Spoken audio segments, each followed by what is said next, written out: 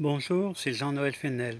Je fais cette deuxième vidéo sur le démontage du moteur de ma Renault 5 Le-Car pour pouvoir changer le joint SPI qui est situé derrière le volant moteur.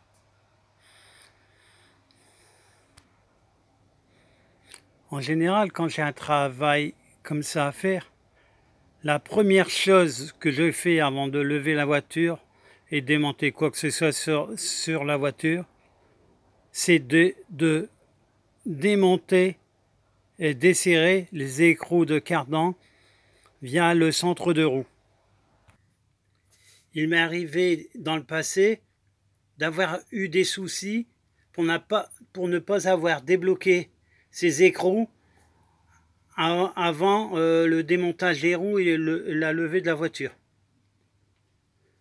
Donc certains pourront dire il y a tout le temps possibilité de faire levier ici avec une barre. C'est ce que j'avais fait à l'époque, mais le risque c'est de tordre les goujons de roue si l'écrou est difficile à desserrer. Donc c'est pour ça que moi la première chose que je fais avant de lever la roue, c'est de desserrer ces écrous de cardan via le centre de roue avant tout démontage et de lever la voiture. Ensuite, pour le démontage, je m'assure d'abord d'avoir un maximum d'accessibilité au compartiment moteur. Donc je commence par démonter les éléments les plus gênants. Donc l'un des éléments que je démonte en premier, c'est d'abord la grille de calandre pour avoir accès aux autres vis de fixation du pare-choc et d'autres éléments. Puis je démonte le pare-choc et enfin le capot. Une fois que ces grands éléments sont enlevés, on a déjà une meilleure vue d'ensemble au compartiment moteur et on y voit un peu plus déjà dans le sens du travail pour démonter les autres éléments. Quand les éléments de carrosserie ont été démontés, j'ai démonté d'abord deux grands ensembles. D'abord le radiateur qui est devant et qui cache une bonne partie du compartiment moteur, ainsi que le support filtre à air avec le système de dépollution. Ensuite, chaque élément du compartiment est débranché suivant un sens des aiguilles d'une montre. En général, je pars au niveau du carburateur pour débrancher tout ce qui est périphérique, notamment les tuyaux pour la dépollution, le système à carburant et les dérives d'eau. Et donc ensuite je m'attache à enlever la plaie d'échappement qui est dans la même périphérie. Et je refais une checklist de tout ce qui est éléments, voir tout ce qui devait être débranché, si ça a bien été débranché. Donc là je suis sûr d'avoir débranché tous les éléments qui ne vont pas gêner pour la sortie du moteur. Ensuite, je suis parti de l'autre côté moteur, côté pompe à eau, alternateur et compresseur de climatisation. Comme vous voyez, que chaque élément que je démonte, j'y remets les vis automatiquement soit sur l'élément, soit sur le moteur quand il n'est pas possible de le mettre sur l'élément. Comme ici, on voit, ici c'est la pompe à dépression, vis de fixation, elle est restée dessus. C'est pareil, le support filtre à air et système de dépollution, j'ai remonté les vis dessus, ainsi que l'alternateur.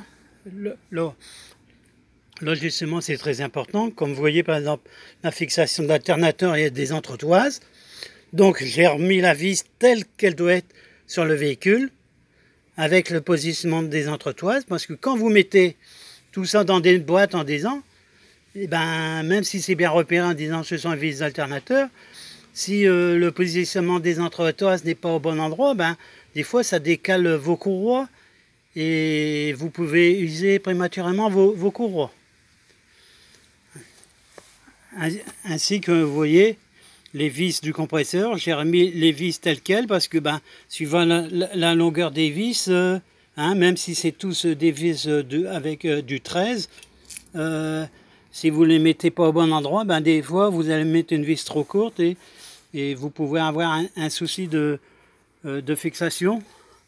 Et comme certaines longueurs sont trop à respecter, par exemple celle-ci, si vous n'avez pas repéré les vis, vous pouvez croire que c'est une vis de fixation d'alternateur, alors que c'est une vis de compresseur, et que par exemple si vous ne mettez pas la bonne vis, bonne longueur, soit elle peut frotter sur une poulie ou ne pas être à une longueur suffisante, et c'est après coup que vous apercevez que vous devez redémonter un élément parce que vous n'avez pas mis la bonne vis à l'origine. Donc si vous regardez, même les petites vis de calandre, je les ai remontées dessus parce que même si tu sais que c'est des vis de calandre, des fois il peut y avoir deux modèles de vis, et que si vous trompez de modèle, soit vous pouvez abîmer la calandre ou avoir un problème de fixation. Une chose importante quand vous faites un moteur de Renault 5 notamment, et pour une intervention aussi importante, avant remontage du moteur, si vous avez un démarreur assez ancien et qui n'est pas de toute jeunesse, même s'il fonctionne encore, moi je vous conseille d'en mettre un neuf avant le remontage du moteur, parce que s'il vient lâcher quelques temps après que vous ayez faire tout ça, c'est vraiment une galère pour pouvoir changer un alternateur sur ce type de voiture. Donc il y a un gros travail derrière, et donc moi je vous conseille que quand le moteur est en bas, profitez de mettre un nouveau démarreur si le vôtre n'est pas en excellent état. Pareil, comme je vais démonter ce moteur avec un nouveau joint spi, l'embrayage n'est pas vieux, pourtant il n'a que 25 000 km, mais il a 20 ans. Donc je préfère remettre un nouveau kit embrayage neuf sur le véhicule avant le remontage dans le véhicule. Comme vous voyez, par exemple, pour le carburant, j'ai carrément démonté la pompe à essence plutôt que de débrancher les tuyaux à carburant, parce que si votre réservoir est plein, que vous débranchez les tuyaux, tout l'essence risque de s'égoutter au sol.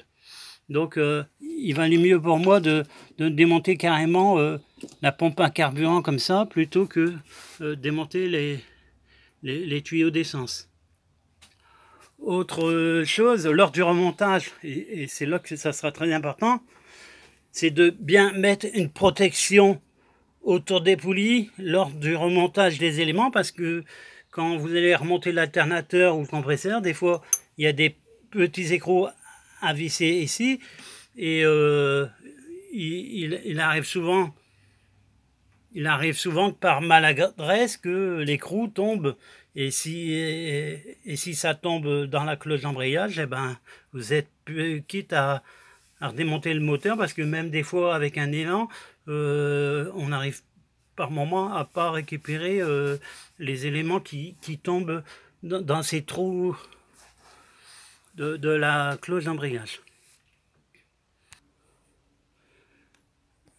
Donc tout le haut moteur, j'ai refait les tours, mais apparemment j'ai pas oublié de démonter un élément. Il est prêt à être levé une fois que j'aurai débranché les cardans et la colonne de direction. Même toutes les vis de la colonne de direction sont déjà démontées, et donc j'ai plus que la partie des connexions de la transmission, et ensuite je pourrai sortir le moteur. Donc je ferai une prochaine vidéo pour au moment de la sortie du moteur.